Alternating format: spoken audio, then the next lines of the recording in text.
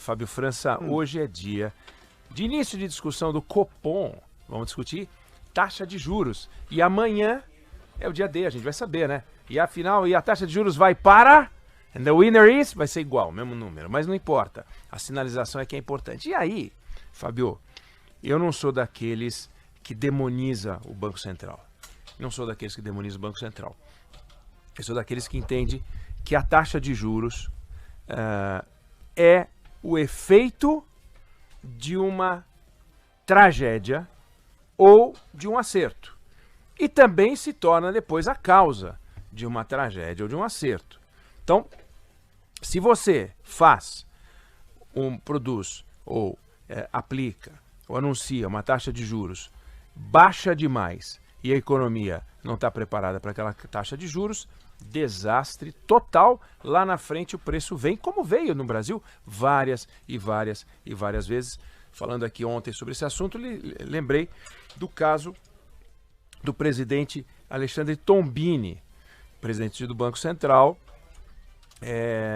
na gestão Dilma Rousseff, que foi uma tragédia, uma dupla, não deve ser esquecida, deve ser lembrada, para a gente não fazer de novo o que a gente fez. A taxa de juros estava bem alta, Tombini resolveu baixar a taxa de juros, e resolveu baixar a taxa de juros na mão grande, junto com uma dobradinha, que foi a Dilma, que resolveu segurar preço, resolveu fazer uma estrepulia econômica. O Brasil se arrebentou. Nós estamos pagando o preço até hoje. 2015, 2016, o Brasil se destruiu, graças a uma estrepulia. Então, taxa de juros é como o transporte de produto químico. Tem que fazer com muito cuidado. Para lá e para cá, não pode ficar patinando na curva, dando cavalo de pau. Isso não existe.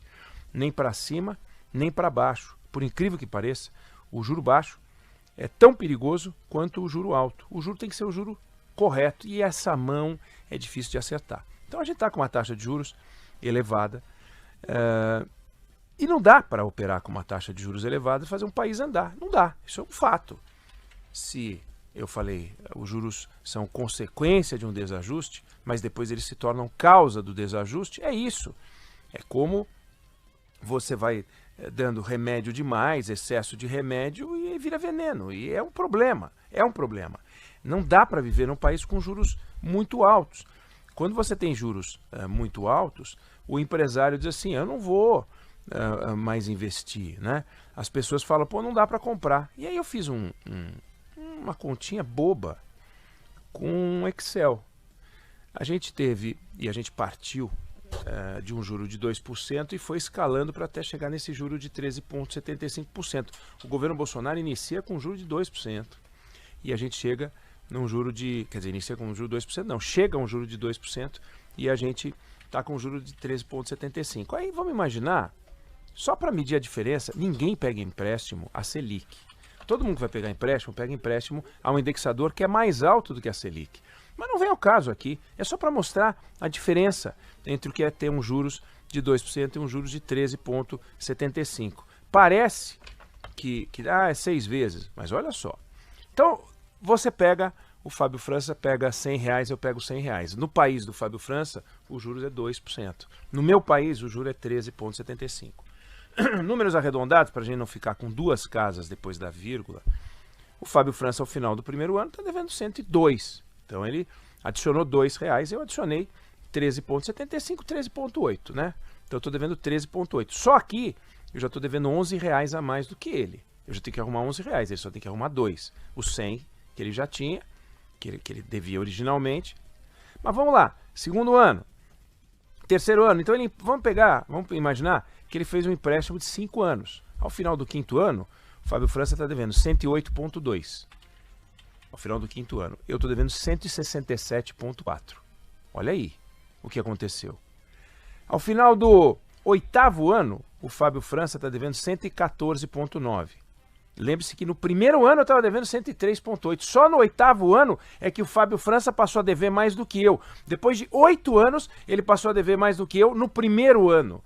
Porque no primeiro ano eu já estava devendo 113,8 e ele 102. Ao final do oitavo ano ele passou a dever 114,9. Aí ele me passou 8 anos para o empresário Fábio França passar a dever, ou para o consumidor Fábio França que foi comprar uma geladeira, dever mais do que eu, 8 anos depois. Só que eu, ao final desse 8º ano, em que ele passou a dever 114,9, no meu país de 13,75, eu estou devendo 246,4. Pô, pera!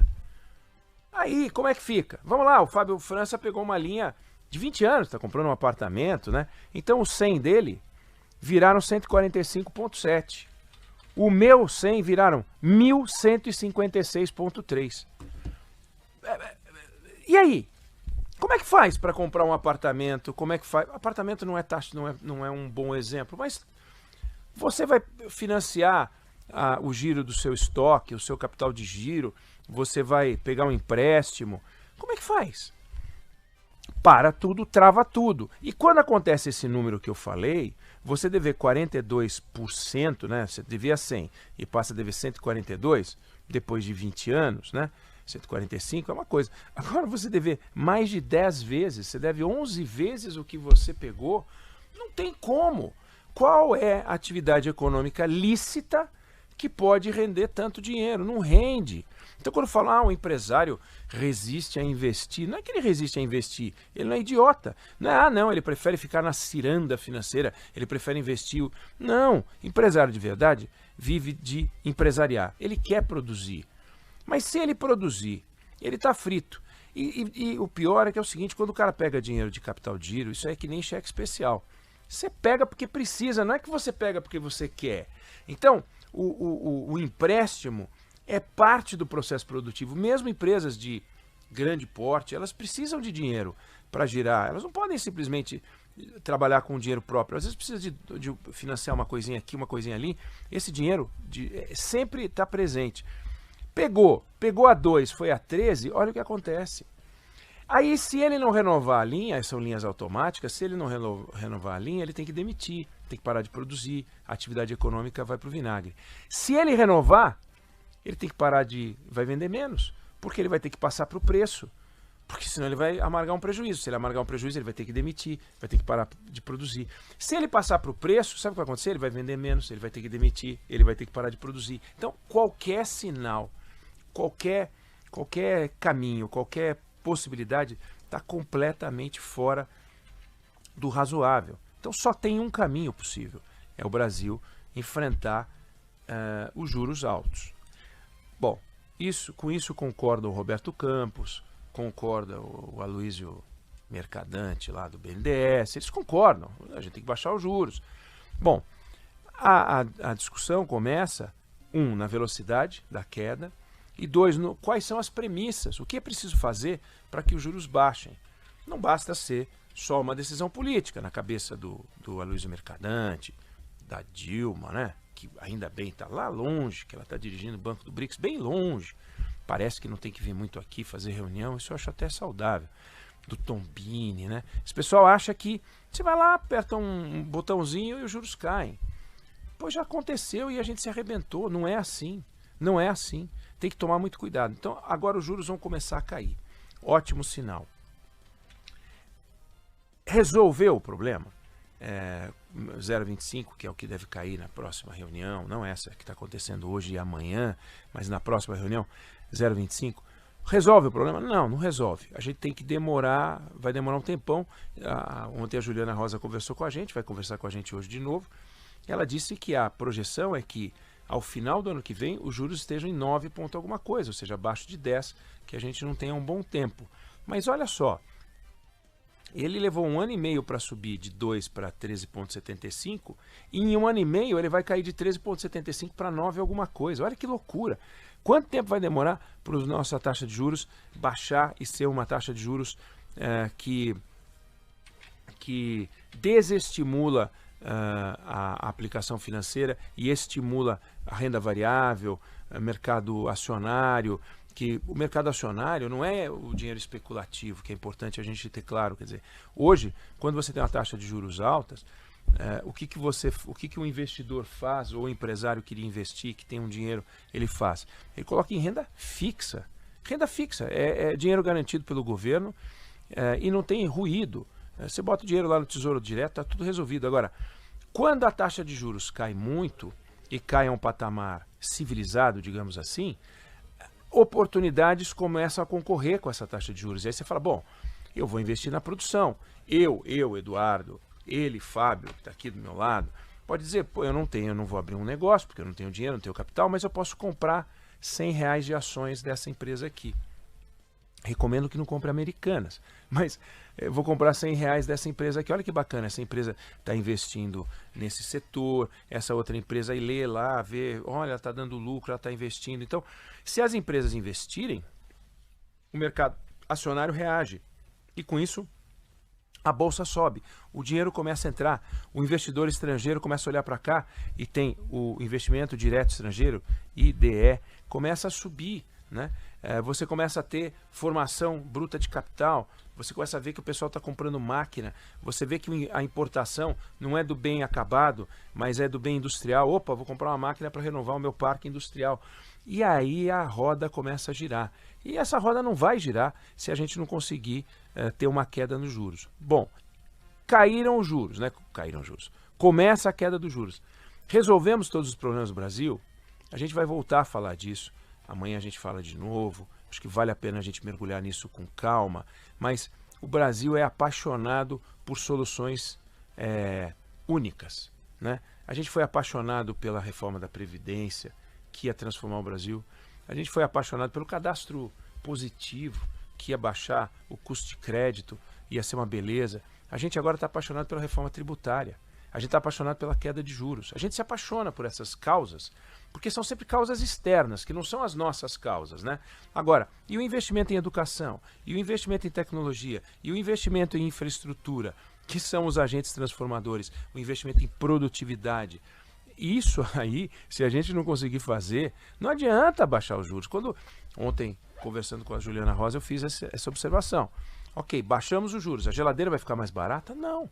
A prestação da geladeira pode ficar um pouco menor, mas a geladeira no Brasil é cara. É caro produzir um carro. O carro brasileiro, ele está alto por causa dos juros? Não! O carro brasileiro está alto porque vende pouco carro, porque o Brasil não tem um mercado real. O Brasil